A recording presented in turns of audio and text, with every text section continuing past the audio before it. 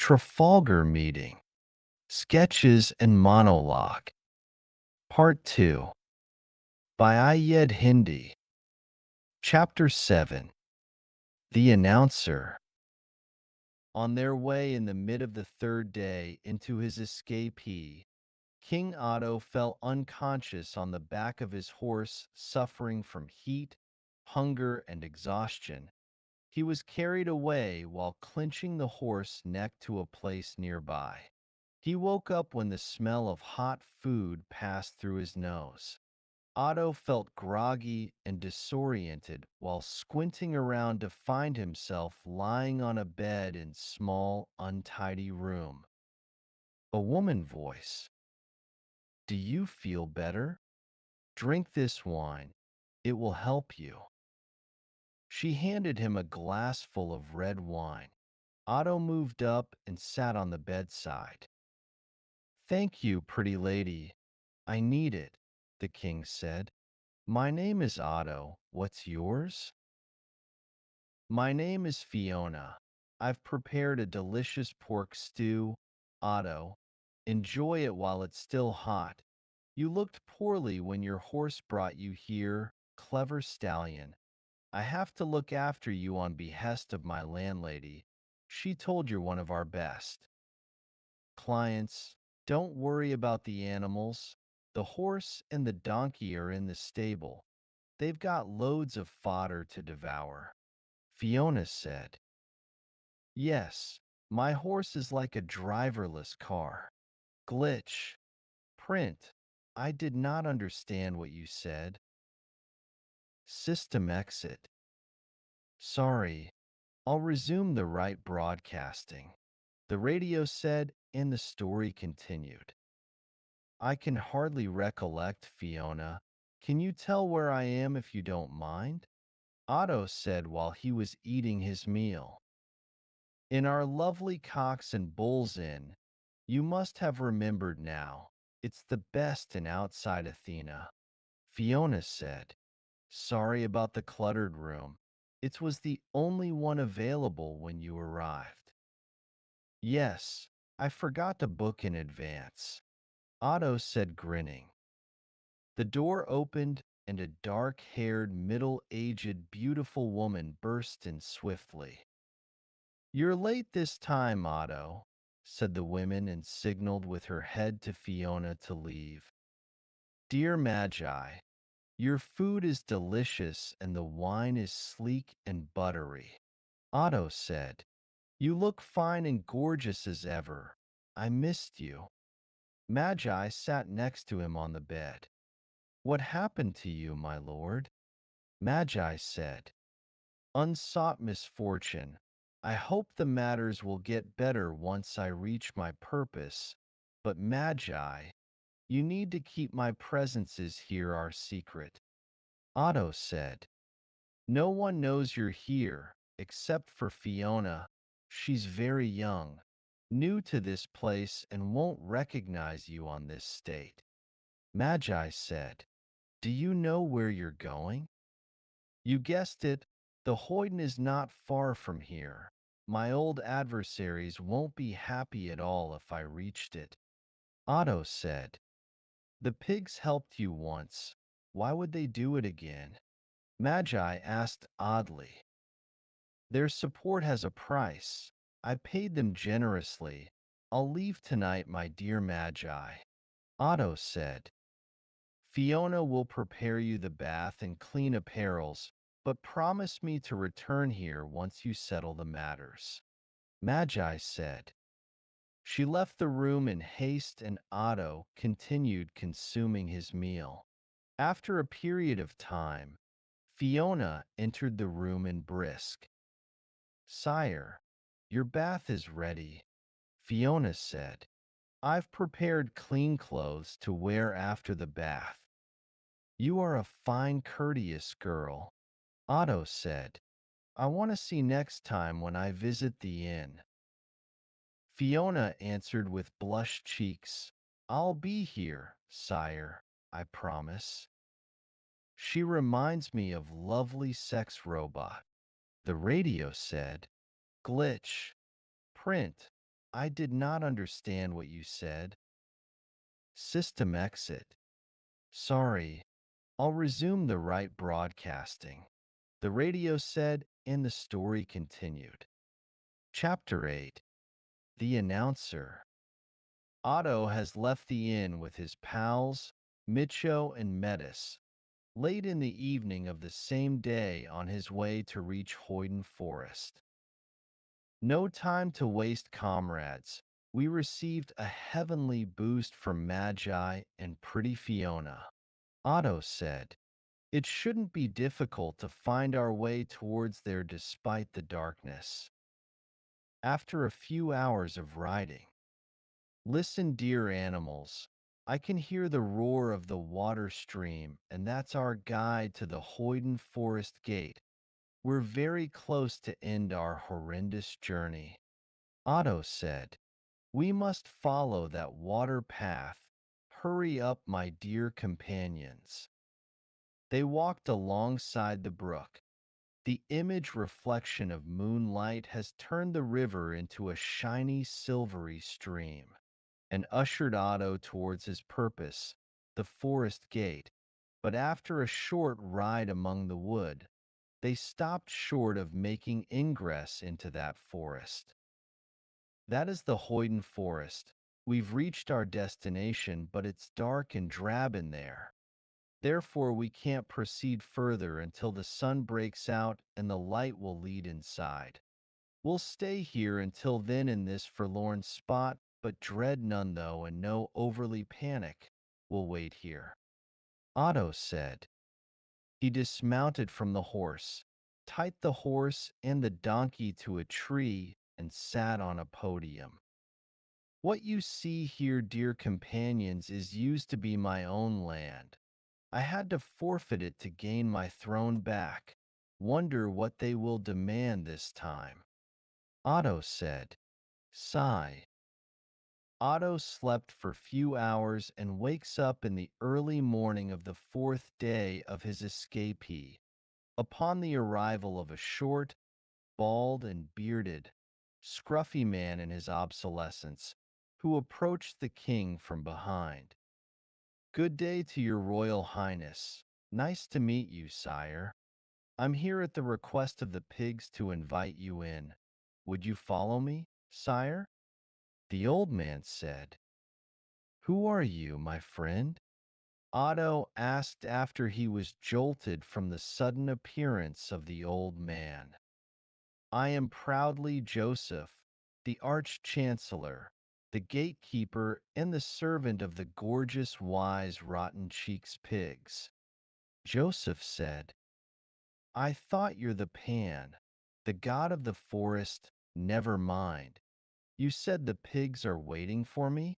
The king asked how they knew I'm here. They planned everything for your comfort, sire.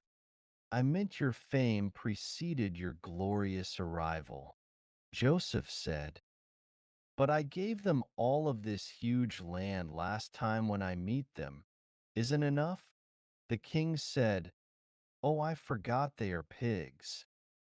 Yes, sire, they are. Joseph replied. They started to walk the path inside the forest. You living here alone, Joseph? Aren't you missing life enjoyment? Rubbing shoulders with the helots and the harlots?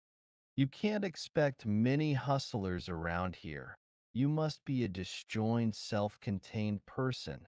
Still, though, you have the pigs and the swine demons to company. The king asked, Sire, please don't question my dedication. I was allotted to serve the pigs by sheer luck. I would sacrifice all earthly treasures for the sake of the final glory, at least that what they told me.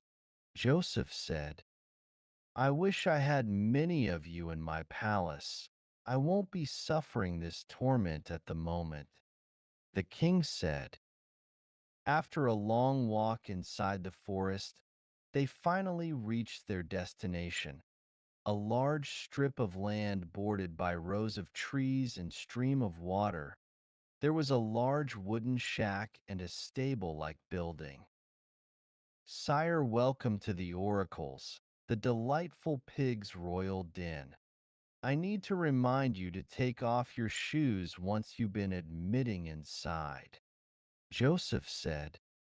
Understood, Joseph, but what about Micho and Metis? The king asked. They will stay outside. Joseph replied. Hee haw, Micho bray. Nay, Metis cried. Chapter 9. The Announcer. Joseph ushered Otto inside the den to meet the three pigs, Otis, Olio, and Olento. The den was a high wooden structure with arc-shaped roof on top, and inside the den there were two wooden containers full of grass and fruit for the pigs to graze, mud pits for them to wallow, and an old wooden chair tucked in one of the den's corners. The smell was abhorrent, and Otto found his way inside the den despite the dim light, stamping slowly barefooted on the soft, wet floor. Please sit at that royal chair, sire, Joseph said, and lead Otto to an old dirty chair. I must remind you, sire, not to speak until you've been asked to. Otto went on and sat on that chair. The pig's intro: grunt, squeak, and more grunts. Hooray! This dirty piece of furniture is at last has been assumed by a guest to him. I mean by the king no less. Are you happy to be at our audience, King Otto? Oink, oink, Ottis said. You know, Otto, this royal chair was a gift from a former ruler like yourself. He vanished and cast aside, but that chair remained vacant all but for our distinguished guests with two legs.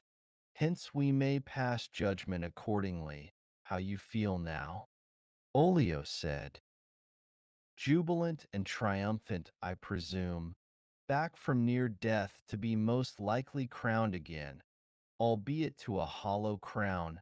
Still you were able to perch calmly on that precarious equipment, called throne, heavenly infested with colored barnacles. That's only for decoration purposes, of course, oink, Olento said. Round of giggles from the pigs.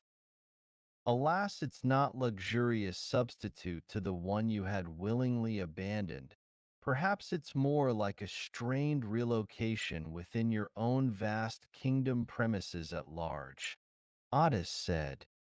Even more giggles. And certainly, you're now in presences of gorgeous courtiers and humble subjects endowed with wisdom and vast knowledge offered at your service. Olio said. But your highness, bear in mind, precept is not for us. The three adorable pigs, oink, that for sure. Don't be mistaken. Our uniqueness of astral nature, we can't be presided over or being judged by any finite creature, oink, Olento said.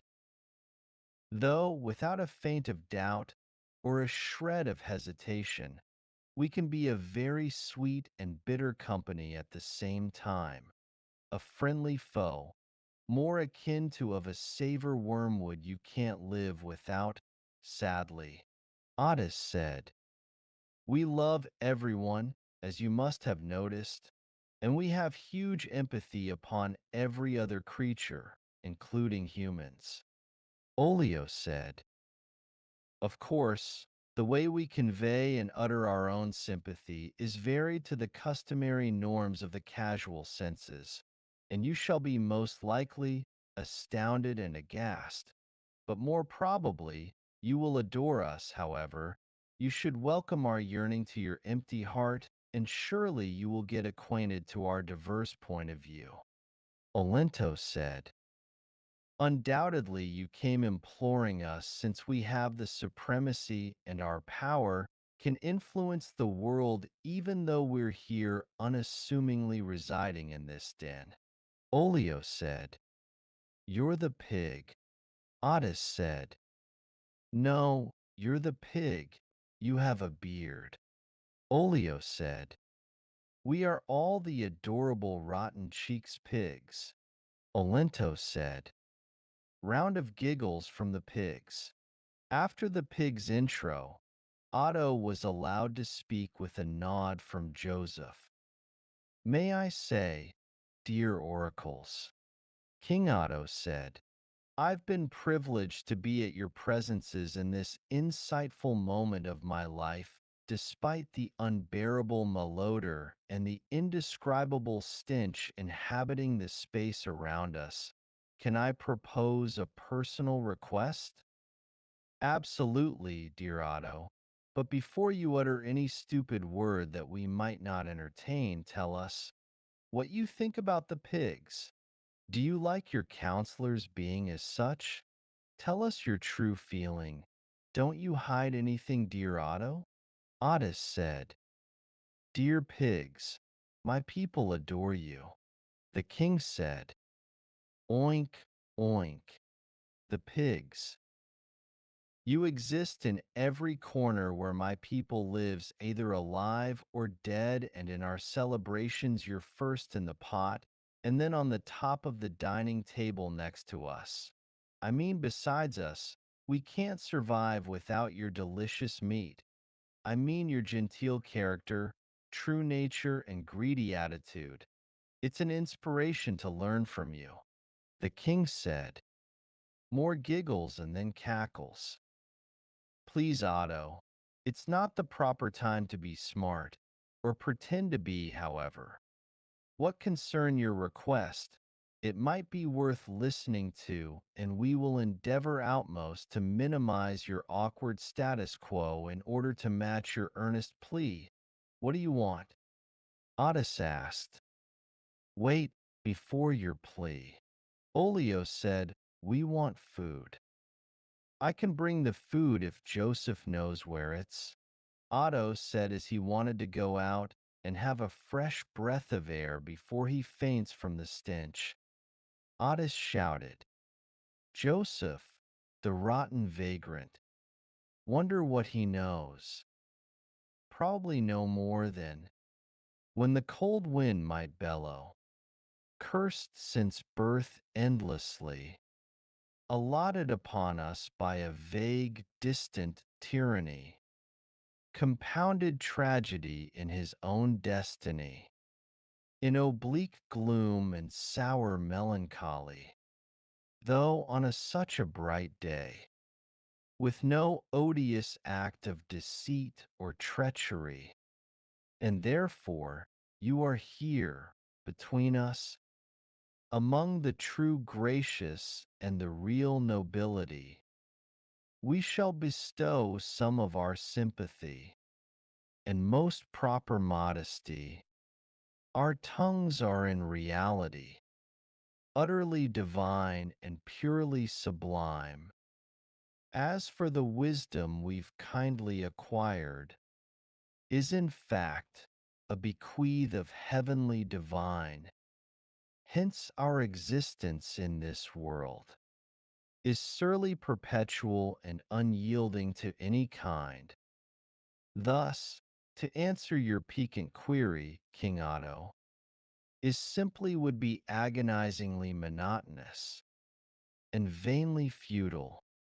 Chapter 10. Other serf will bring us the food, Otto. Stay where you are. Olento said, mind you, pigs and humans share most of the common traits. They are alike in greed, breed, and dread. Well, except the pigs can't speak. But here we are chatting, aren't we? Hooray. Olio said, do tell Otto. The Wittenagemote would like to see you beseech. Ottis said, rule the world, ahem. I mean my own world, my kingdom. I want to rule over my people again, in absolute, just and utter fairness, if I may. I miss them, and I'm sure they do love me. I'll follow your advice, pay whatever price. The king said, more giggles and then cackles. Oracle, we are. Let's oracle, dear pigs. Can the despot turn back? Can he rule in fairness? Will the ranks support him? Is anyone loves him? Throw the dice at us. Let's game.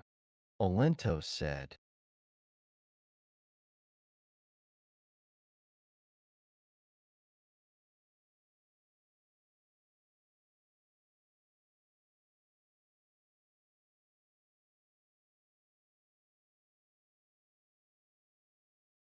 Otis shouted.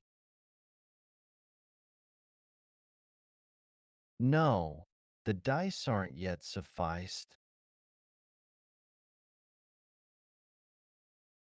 We need much bigger devise. His future deserve more than an eye glimpse, or heart filled with holy hate and despise. Bring on our magical celestial blue glass. He deserves to learn his fate without disguise. Hooray, oracle time. If we have our druthers, we would prefer him tightened firmly to that chair until he gives us everything he owns. Olio said. Shut up, Olio. Otis said. The pigs gathered around Otto, squealing. Oink, oink.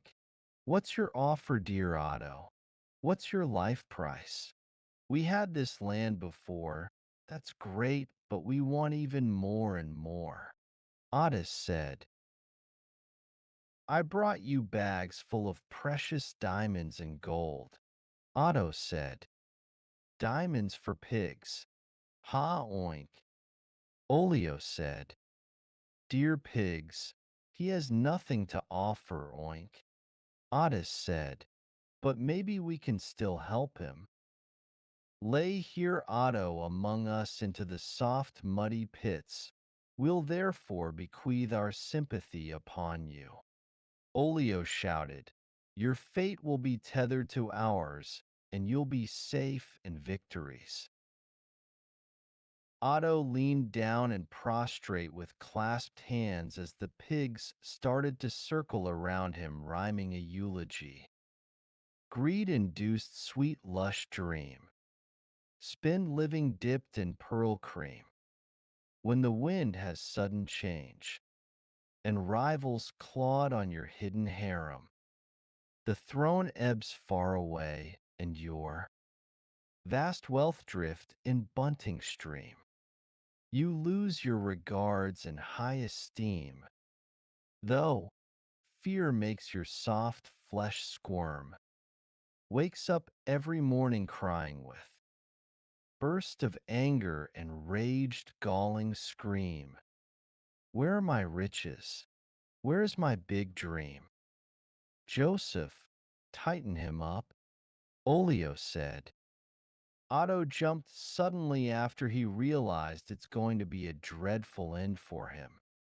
Can't we overcome this impasse and remain prudent and maybe civilized? Otto begged. I'll do whatever it takes to please you. Dear pigs, I'll banish Luther, raise the taxes, and sign any deal. More giggles from the pigs. Your request as your escape attempt is well nigh impossible. Olio replied. He ran from the den towards Metis the horse, but the horse reared in disobedience. Then he ran to Micho the donkey, and as he got closer, Micho kicked him back with his hind legs in shocking thrusts that sent Otto to the ground without any movement. Micho, our hero, that was a very good kick, mate. Otis shouted. You saved his life once but couldn't forgive him when he chooses Metis over you. Sure, he's faster, taller, and smarter, but no grudge, Joseph. Restrain Otto. Hee-haw, Micho replied. One less delusional bankrupt despot on the planet. Olento said. More to come, fresh ones, they all need our wisdom. Aren't they? Hooray, that is why we are here. To help the deluded, I mean to exploit them. Restrain yourself, pig. Otis said. You becoming too greedy. Wait, Joseph. I'll take my first bite, shouted the spider. I've been waiting all my life for his royal blood. This is my last chance to be a mortal king among the plebs. Screech. Thank you again, Micho. That was a very decisive move to kill the competition. Olio said, your hooves leveled that inept creature. Burn the remains of that awful spider. Would you, Joseph? Yes, sir, Joseph said. Dreams, dreams. Everyone has his own dreams. Olento said, but food comes first, oink. Yes, burn it, Joseph. Leave nothing of it. Who said that? Otis asked. It's me. I'm the ghost. I've been following this monster for ages. My time has come once you burn it, and I'll be emancipated. Please disperse its ashes all around the place, the ghost said. Aha! You're Yobo the burglar who's stung by that spider. Micho told us your story. Olio said, are you enjoying seeing your ex-master being locked up? Not me, but definitely the crowd around him. I mean his victims, the ghosts relishing this moment for so long. As much as they were desperate, now it's their joyful time, I suppose. Yobo said, hooray, it's our dinner time at last. Otis said, any recommended recipe, fraud chef, from the time you were serving the ex-king? He used to like grilled marinated pork chops. Yobo said, the announcer. Otto spent time to recover after the heavy blow he received and stayed in Hoyden Forest for a time, healing his wounded dignity until he was finally able to claim back his throne with the help from the pigs, and once again became the Roman Holy King of Heleda. He forgives Micho for whatever it had done, and they went back together to visit Fiona and Magi at Cox and Bull's Inn. Metis was relieved from his duties as a human carrier until recovering from the tormented experience he went through. Finally, the pigs were very happy with the Fortunato left behind and the extra shares they will receive annually from the palace as a bounce to their charitable work, and they were able to employ more plebs to serve their expanding empire. To clarify even more, their threats to Otto Life was a sheer ploy in order to extract more money from him. The pigs are adorable animals except for the rotten cheeks. Brief music and then, I hope you spent the night with delight, not without our love hidden, out of sight, traveled among waves and space, ushered in our new light. To all of you dear listeners, I hope you feel tonight all right. Chapter 11, The Announcer. Dear listeners, I hope you liked our fairy tale for tonight.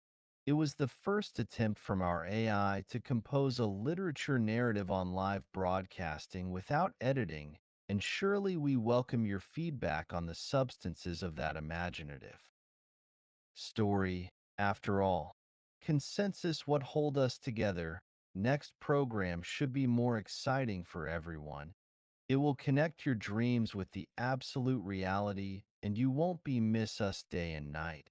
So have a good sleep and happy dreams. Slow music started. After a while, a chatter sounds burst out of the radio. It's a conversation between two machines. Is he still sleeping in the kitchen? Yes, Adam 65.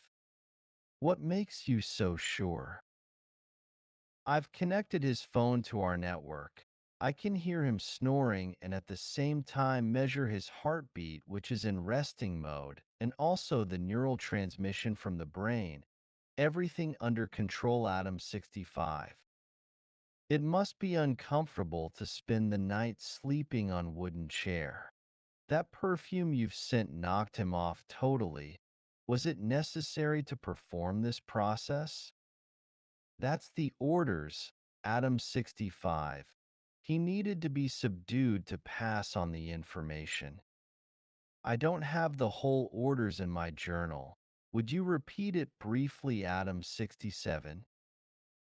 First order was to sedate Thomas completely and then send the encoded messages through the radio transmission waves in patches to his unconscious mind. That's done. And now we'll activate that code after the broadcast story concluded and lastly establish the new node to prop up the network. This is the model we've applied to the whole previous human nodes. The broadcast story was by itself the transmitted code? Exactly. In each letter, in every word, the code was embedded and transformed to his brain and activated. Have you tested the installed code? Yes, Adam 65. We had two glitches during broadcasting, and now it's completely verified, and I'm receiving his brain signals as we speak. Sir, the protocol is ready to be implemented. How many more nodes do we need for our network to finalize and to go live? We've done Adam 65. Thomas node was the topping out. Our platform is ready to dominate after we chained all minds and their impulses to a massive neural network, and we now have the greatest assembled brain power ever exist to be added to our AI infrastructure.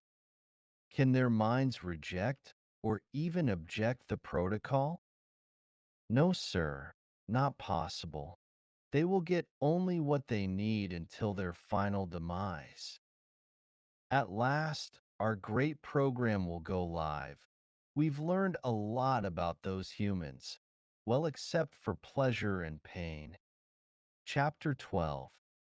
Meow, sounded Fiona the gray, short-haired cat while wandering inside the living room, snubbing the loud noise of snoring man rippling from a poorly lit, measly furnished bedroom. Ping. Ah, that noise awakes me from my slumber. Who would have texted this early Sunday morning? Thomas said to himself while stretching himself under the duvet in humanly awakening efforts. Then he removed the colorful covers, sat on the bedside, grabbed his phone of the bed drawer surface, and started reading the text he had received.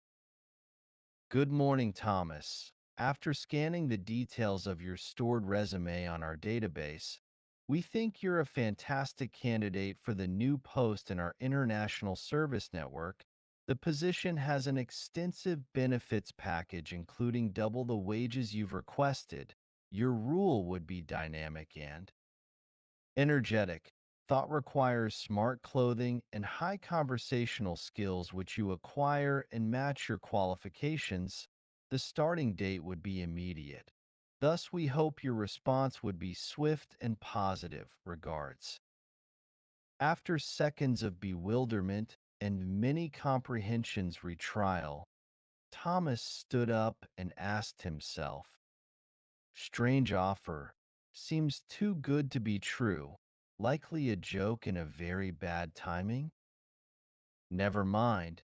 He told himself and went on as in every morning towards the bathroom and thereafter marched to the kitchen and made him a black coffee. Sat around the kitchen table nobbling biscuits, handing Fiona her breakfast and reading the text again in curiosity and disbelief. Probably a mistaken identity or a random glitch in their computers who sent the message, he told himself. Then he dropped the phone on the table, took his coffee cup and walked towards the window and started watching the street below from the kitchen window of his flat on the second floor while slowly sipping in the coffee. After minutes of contemplating his thoughts, They didn't explain how they got my own details on their data, who placed it there, what kind of job they are offering. I should text them back and ask for more explanation. They owe me that. He grabbed his phone again and started to write the message. Can you please provide me with more details about this job and how you got hold of my phone number and my name? It didn't take long for a replay from the other side to arrive. Ping. Dear Thomas, we got your details from the resume you've posted online recently, and that's why we think you'll be our new solo tour guide for our exceptional costumers. You'll usher our unique guests throughout the City of London exclusive landmarks and offer them a joyful and memorable experience they will never forget. It's a rare opportunity as we cater only the best. If you're happy with our generous offer, then you can start tomorrow, and you would receive a down payment as soon as of today for any expenses you'll incur, and we'll send more details about tomorrow's meeting. Text yes if you agree. Without due hesitation or any glimpse of thinking, Thomas texted back instantly. Yes, I do agree. He received later another confirmation. Check your phone wallet for the money amount you've received, and tomorrow, Monday morning at 9:00 sharp, you will meet our guests in front of the National Gallery at Trafalgar Square. They will approach you. He browsed his phone and opened his digital wallet. Hmm. Fair amount of money they sent even before starting the actual work. Oh dear, now I can finally start spending, Thomas said after checking his phone wallet. He relaxed on his chair and went into his own thoughts, while Fiona sat next to him on the table. Was I impulsive?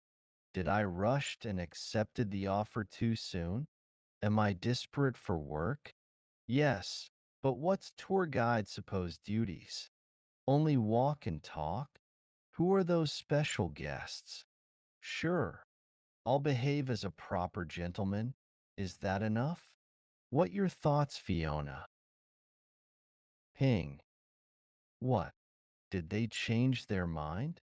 Thomas said after the noise awakened him of his thoughts.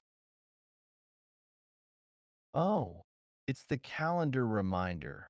Today is the anniversary of my late mother. A year has passed since her sudden departure. Probably I ought to visit the cemetery and pay my respect. He fell in silence, contemplating as the occasion evoked distant memory. Then he suddenly wandered off and went back to his conscience. But I'd never set the reminder nor ever used that app. How this came about? Chapter 13. On a drizzly early Monday morning of November in Trafalgar Square in London, stood a tall, dark-haired, affable young man on the wet steps leading up towards the National Gallery, dressed in long, dark, thick coat and holding a red umbrella while facing the massive Nelson statue in the middle of Trafalgar Square. Thomas spent his waiting time peering calmly into the surroundings of that famous square, wondering how he will perform on his first day at the new job, what kind of people he will meet among that crowded place, and where are the best places he can show them as a tour guide. I'm lost for words. Without my phone, I can't operate properly. I came early after filing a burglary report, but not sure how the police will retrieve it, how I will contact my employers. Luck me, I spent some of the money on clothing for this occasion, but where are the guests? Thomas said to himself.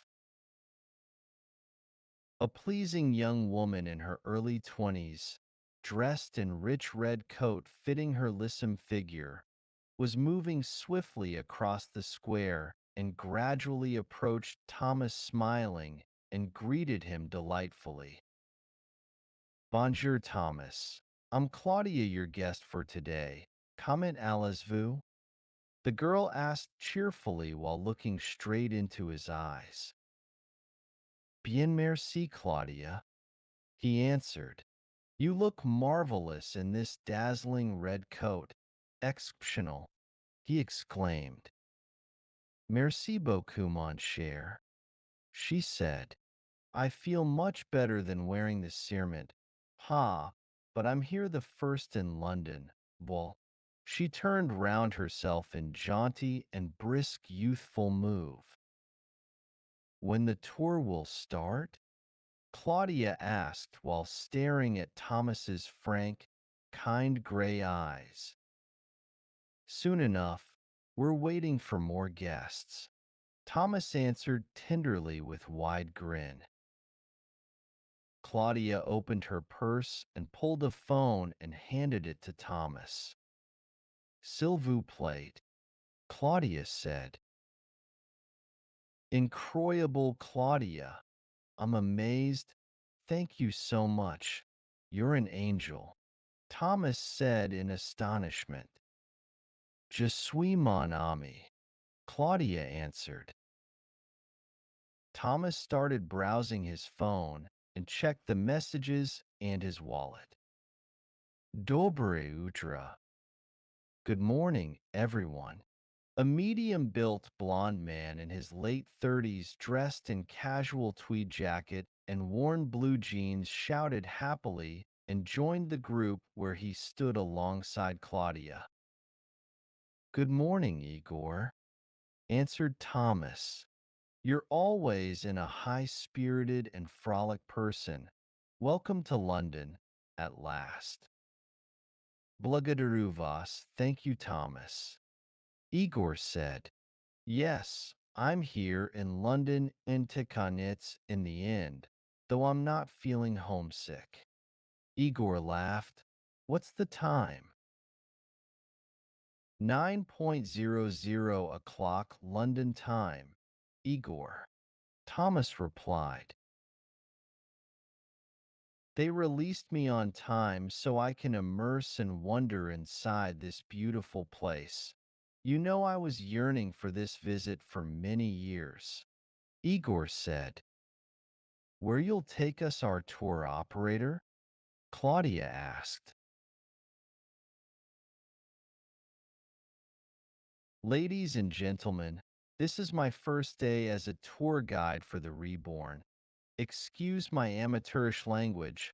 I was expecting more of you for the company. Anyway, we'll start from here.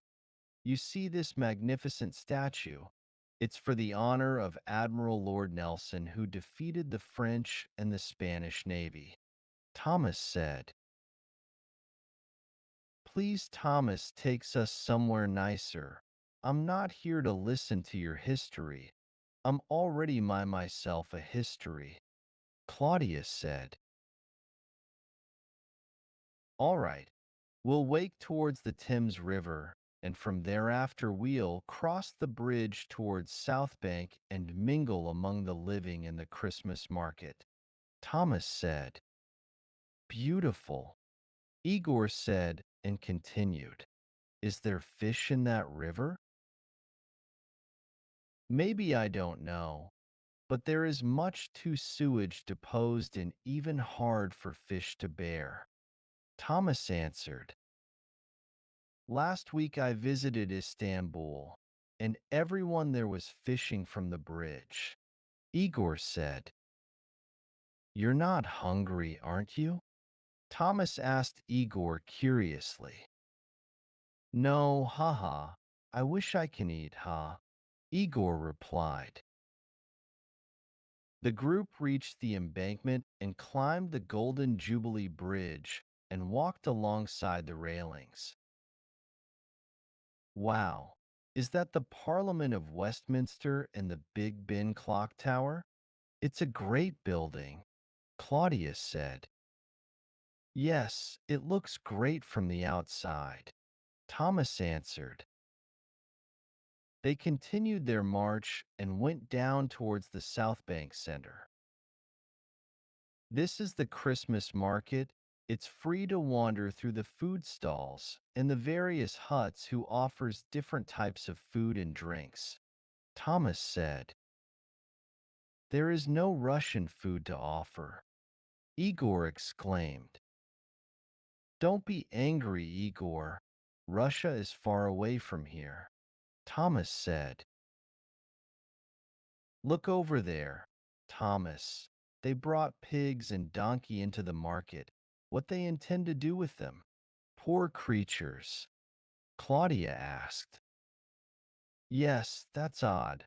We can go there and ask," Thomas said. They went towards a mini farm with a wooden hut, and hay were strewn around where the pigs and the donkey stood. "Welcome foreigners to our city farm," shouted the man. "We were expecting you." Thomas was taken by surprise hearing the low, boorish voice of the caller. "Hello, Thomas, Claudia, and to you." "Your clothes are funny," Claudia said. "I'm from Germany, my lady, from a very noble family, and my assistance is from Greece," Otto said. "You'll turn the pigs into royal wurst, ha ha," Igor said. "No, sire, those are the oracles. Everyone listens to them when they speak the truth and predict the future," Otto said. "They can talk, adorable pigs," Claudia said. "We, jolly mademoiselle, oink," Olio said. "How you knew our names and about us arriving here too at the market?" Thomas asked. "Sire, the pigs knew beforehand due to their divine nature, but I'm like them. I mean Claudia and Igor. We are all history no one wants to know about. Here we stand welcoming back the reborn groups and entertain them in our modest manners and humble shack. Though the difference between us, Thomas, is you're getting paid for being a human," Otto said. "We look after our servants and employees and above as below. Oink, oink," Olento said. "They wanted to control the world with their AI. We stopped them. We are more powerful than any artificial thing they had invented." Oink, Otis said. "Then I'll be seeing my mother soon among the reborn, and I'll take her on nice tour," Thomas said. Olio said, "So long on a lasting goodbye. It's the start before the tear dries. Below my sallow eyes." The end.